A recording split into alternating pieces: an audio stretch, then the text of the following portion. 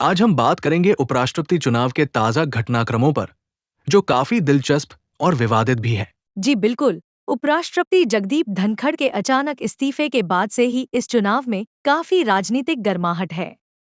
यह इस्तीफा स्वास्थ्य कारणों से बताया गया, लेकिन क्या यही असली वजह है? इस पर सवाल उठ रहे हैं। ठीक कहा आपने। 21 जुलाई को इस्तीफे की खबर सामने आते ही सियासी गलियारों में हलचल मच गई थी।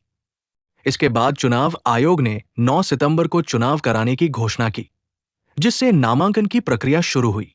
और ये नामांकन प्रक्रिया भी कम दिलचस्प नहीं रही। कई उम्मीदवारों के नामांकन रद्द कर दिए गए, ज्यादातर दस्तावेजों की कमी के चलते। एक तरह से ये भी इस चुनाव की राजनीतिक उथल-पुथल को दर्शाता है।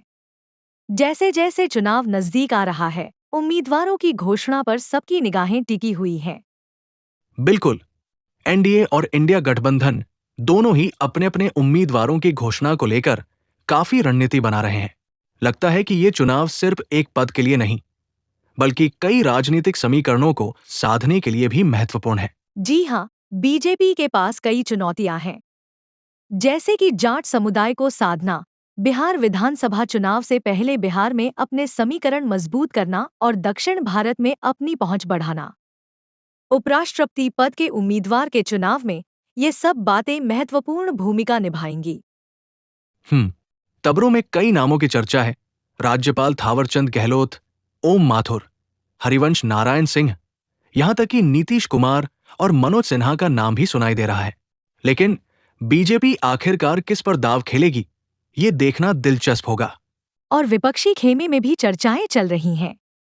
इंडिया गठबंधन एक साझा उम्मीदवार उतारने की तैयारी में है, लेकिन उनका उम्मीदवार कौन होगा, यह भी एक बड़ा सवाल है।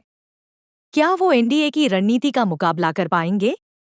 ये देखना होगा कि विपक्ष कितनी प्रभावी रणनीति बना पाता है, क्योंकि एनडीए के पास संख्या बल ज्यादा है, लेकिन विपक्ष का उम्मीदवार एक मजबूत राजनीतिक संदेश देने में कामयाब हो सकता है। ये चुनाव एक कड़ी प्रतिस्पर्धा का होना तय है। बिल्कुल। और जगदीप धनखड़ के इस्तीफे के बाद उनकी लापता होने जैसी खबरें भी काफी चर्चा में हैं, जिससे इस पूरे मामले में और भी रहस्य बढ़ गया है। सरकार की तरफ से कोई स्पष्टीकरण नहीं आने से अटकलें और तेज हो गई हैं। ये सच है। कांग्रेस ने तो यहां तक दावा किया है कि धनखड़ ने प्रधानमंत्री से मुलाकात की थी। ये सारा मामला काफी पेचीदा और विवादित है। यह चुनाव कई मायनों में महत्वपूर्ण है। यह सिर्फ उपराष्ट्रपति का चुनाव नहीं है, बल्कि एक तरह से आने वाले विधानसभा चुनावों की झलक भी है। इससे आगे चलकर राज्यों के समीकरणों में भी बदलाव आ सकता है। आपकी बात बिल्कुल सही है। ये चुनाव भविष्य के राजनीतिक समीकरणों को भी प्रभावित करेगा।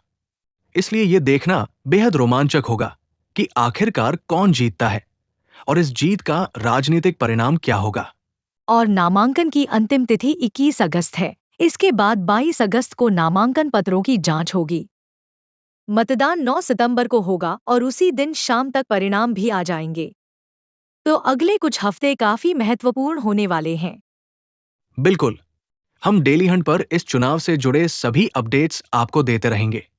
ध्यान रखें कि ये चुनाव एक खाली कुर्सी भरने से कहीं बड़ा है। ये राजनीतिक शक्ति और प्रभाव का खेल है। धन्यवाद इस पॉडकास्ट को सुनने के लिए।